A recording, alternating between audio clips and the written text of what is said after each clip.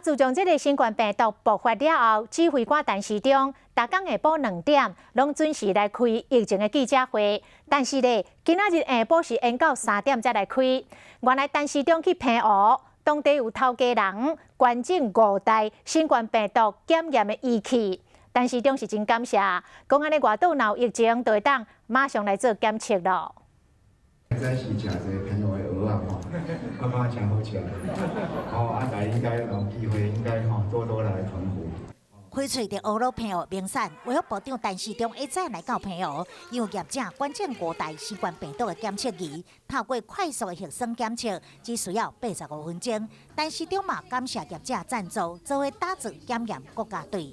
万一有什么可疑，那立刻有一个非常方便的这样的一个仪器。 在离岛很快就可以检验，那其实大家就会更安心。记者会也未开始进行，不少民众甲小朋友来到现场，想要看阿中部长本人。天都保护着大家，也保护着我们成功国小的同学。 剪彩结束了后，阿中部长嘛来到澎湖看花卉体验馆，也个变身做超级英雄。你可以举起双手，放烟火往上举。连咪是美国队长，连咪个变身做雷神索尔，连阿中部长嘛感觉真好耍，真趣味。